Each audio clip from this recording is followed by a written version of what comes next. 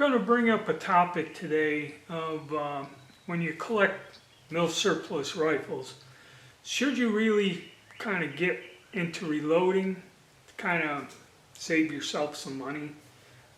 Or actually any shooting sport, doesn't have to be collecting mil surplus, but it is a little different.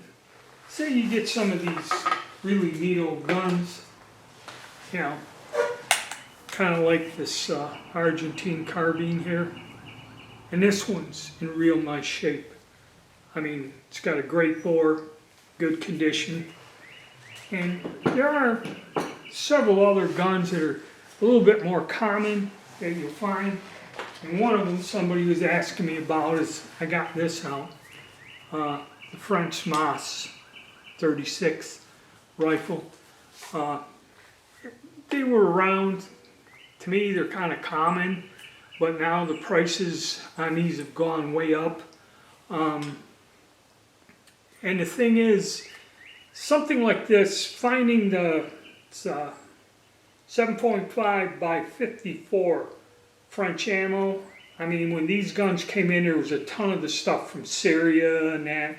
But now, after all these years, that was 40 years ago, and that stuff was old. Finding decent ammo for this gun, you know, isn't as easy as going down to the store and buying a box of 9mm. Okay. But with any gun, and say you're not interested in reloading, then PPU is the company. Go find it. They make most of these. This is 7.65 by 53 Argentine. They also make these 7.5 French and a lot of other different calibers. And PPU is probably one of the only companies, it's the only one that makes 8mm Lebel brass. Okay, and that's been for a while. And this is not that easy to find. You won't find it in a lot of your big box stores. You'd have to buy it online and have it shipped to you. But the thing is, it's like with the 7.65. I had several guns in the caliber, and you know, I have racked up a whole bunch of this. So I got, you know, a couple hundred pieces of brass. And when it comes to reloading, probably the most expensive component is the brass. That figures in there. And once you get a stockpile of brass, you know, then it kind of lowers that cost down. Because buying brand new brass, about some depending on the cartridge, you know, it's about $1. You figure 80 cents, $1 for a brand new piece of brass. And if you are careful, take care of it, learn the reloading process, clean it. After about 3 or 4 shots with a high-powered rifle, okay, or any bolt-action military caliber, you should kind of anneal the brass to soften it so it won't split or crack on you. You probably get, and depending on how powerful the load is, you probably get 5-6 reloadings out of it, okay, if you're careful, on average, maybe less. There are exceptions, like 303 British, another ball game altogether. But yeah, it's something you should think about getting into. You know, the outlay of the equipment, you know, it's going to be some money spent there. And then again, we've been in a crisis with reloading components and shortages, especially the prices of gunpowder have kind of skyrocketed. Bullets, and yes, brass has gone up. I remember some brass, like for these, were 75 cents a piece. Now they're $1.25. But if you collect guns and you're on the fence and you do buy a box and fire some of this stuff, you know, put the stuff back in the box and hang on to it. either sell it or trade it to somebody. You can sell them the once fired brass online on a gun broker, or just start storing it up to where you have enough of it. And if you shoot these guns enough, or like to shoot them, then seriously think about reloading and kind of getting into it. I did make videos about just basic reloading tools and that many years ago. They're still out there, and there's a lot of people that will make reloading videos. I kind of don't. What I do give the members, and this is where, getting a membership may help you, is the load data and anything unusual out of your normal steps of sizing the brass, trimming the brass, cleaning it, priming it. With cast bullets and that, you have to expand the neck, seat it, and crimp it, and go.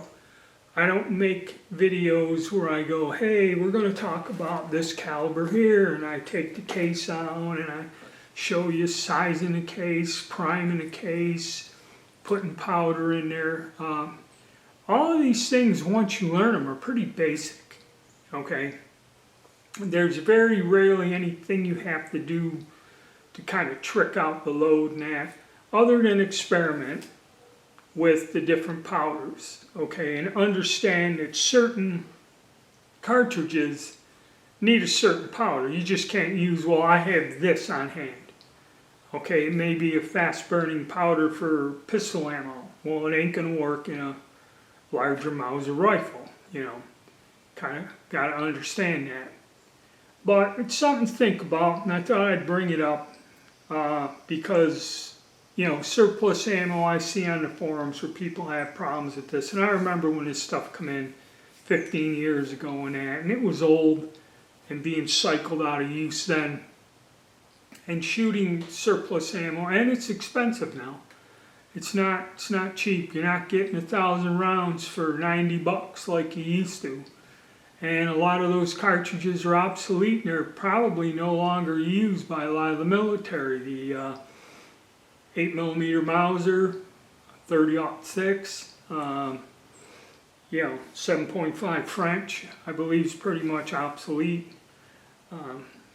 And like 7.65 by 53, that's been obsolete for a while. I doubt anybody's using those cartridges as a standard police or military weapon anymore. So it's something to think about. And also, the thing I do is, a lot of the members, they're experienced reloaders, and I save them a lot of time by giving them my load data, and basically that's my members' videos are. I tell you what I use, how I use it, what bullet, what brand of brass, and things like that. Not so much to teach you how to reload, but to give you what I've worked up and found works pretty good. So there'll be a link down to get a membership, $3 a month, but it's something to think about. And even though I calculated doing the 308 Winchester, kind of breaking even, you can buy it if I bought a case, 800 rounds, and with free shipping, and it kind of works out to where you're not really saving a lot of money, but for something hard to find that you can't get, that is difficult like this, 7.5 French, 8mm Lebel is another one. The Carcano, okay, learning to reload for the Carcano save you a lot of money, and something to think about. And a membership. So if you could, pick up a membership, it's $3 a month, not that much. It helps me keep the channel going and that. And something to think about. Alright, hit the like button, subscribe, and stay tuned.